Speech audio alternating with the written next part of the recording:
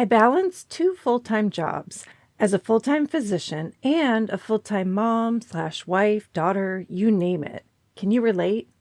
But human capacity is finite.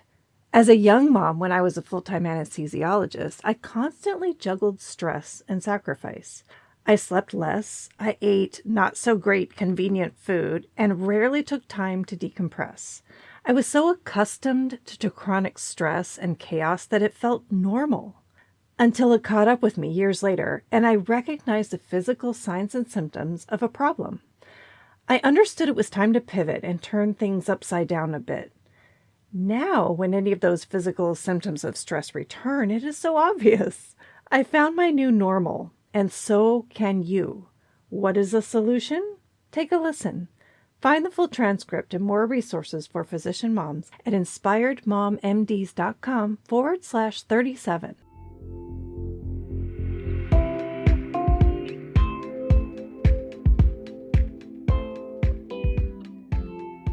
You're listening to Inspired Mom MDs with host Cindy Van Prague, helping physician moms take back control and prioritize what matters most so they thrive in private practice and at home. Hi there, and thank you for joining me today. Every now and then, I just want to remind you all of what I do here at Inspired Mom MDs. Not long ago, I was deeply inspired by another physician mom who really changed the trajectory of my life. It was essentially a colleague and an unbiased thinking partner that helped me get back on track. We had never met, but we quickly established a rapport during our sessions. I cherished the value I received from this woman so much that I decided to pay it forward. So I designed my 4-month Balanced Physician Moms program to help physician moms take back control and prioritize what matters most so that they can thrive in practice and at home. I meet each person one-on-one to focus fully on her challenges and tailor an approach to feeling better, one step at a time. I experienced the transformative process, and I know if I can do it, so can you. I invite you to a free discovery call to assess if this program is right for you. Just head over to my website, inspiredmommds.com, go to the Work with Cindy page, and learn more about the program and sign up for a call. Now back to our topic for today. It's time to acknowledge burnout and chronic stress is not normal. But how the heck do you do that? If you are asking, then perhaps you already acknowledge that. Physicians are indoctrinated to think and feel that exhaustion and physical stress is just part of the job, right? So it feels normal. For short bursts of time, sure, stress can be good. It gets our bodies and minds pumped up for tackling a complex patient, performing a 7-hour surgery, or running a code. But in the long term, chronic stress doesn't help one bit, and we know this. Often many of the signs, though, are overlooked because they're so gradual and insidious. Some common and unique signs of burnout you may notice are physical symptoms such as headaches, fatigue, gut issues, frequent illness, and among so many others that can be subtle but really important. Or how about emotional symptoms? They can sneak in like irritability, anxiety, lack of motivation or compassion, and starting to just hate your job. I mean, what about cynicism? That is a common one among physicians. Or how about behavioral changes? They may creep in, and that could include social withdrawal, difficulty making decisions due to just being overwhelmed, like a freeze response, or reliance on substances like alcohol or food or even drugs. Recognizing these feelings and symptoms do not need to be accepted.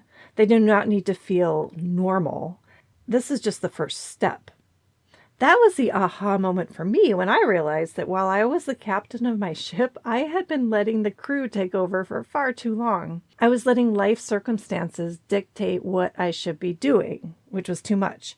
I was trying to live up to my own expectations of what a good mom does and how an excellent physician should perform. Those external circumstances and my internal expectations were leading me astray. They were like the crew on my ship. My rational brain is the captain. And by the way, I also consider my heart a co-captain. With that aha moment, I understood the need for change. I recognized the impact on my health and by extension on my family. The health impacts became obvious with each new ache and pain, and my eyes were opened to the impact on the relationships in my life too.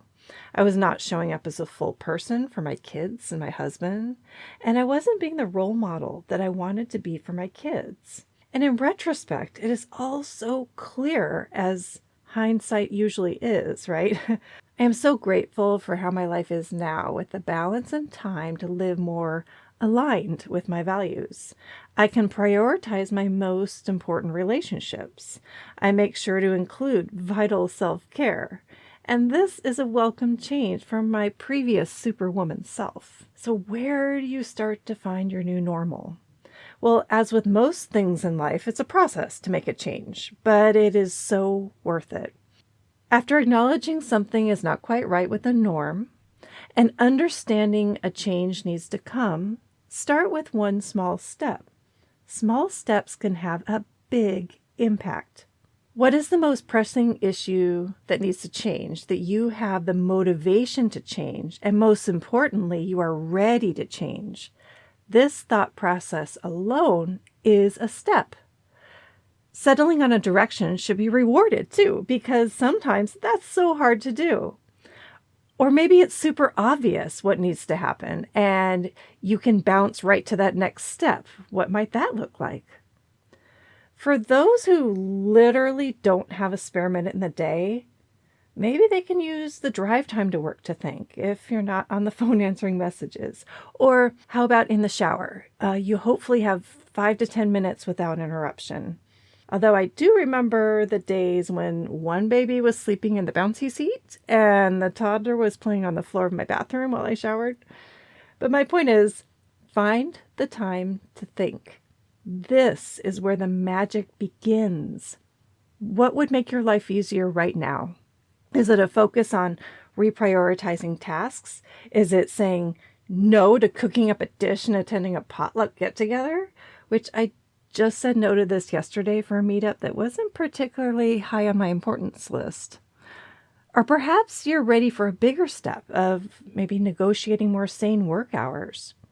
There are a million little things that can change, right? It comes down to finding what's most important to you right now that will have some positive impact, big or small. The magic continues when the dozens or hundreds of little changes that you do make in life lead to the life you envision. This is a process and a transformation I am blessed to see the women I talk to go through, so I know it's possible. And I am living proof. If I can do it, so can you. By embracing change and adapting to new circumstances, physician moms can create a more sustainable and fulfilling work-life balance. So finding your new normal often means taking more time for yourself to discover, get excited, and recharge. Does your second full-time job need to be full-time? Well, maybe for a little while, yes, until you can make the changes. But I challenge you, find the time today to think. From there, plan a change and take the first step. You deserve more time for yourself. Think of the possibilities when you allow yourself time and peace to live in the moment and embrace your inner goals and to have more energy. With that first step, you succeed. And guess what? Each little success or milestone after that builds momentum and confidence to keep going. Sure, there may be setbacks, but you learn from those, and the successes outweigh the setbacks. Don't forget to join me next week for another dose of support and inspiration. And until then, take care of yourselves and take care of those who matter most. It's time to take control and thrive.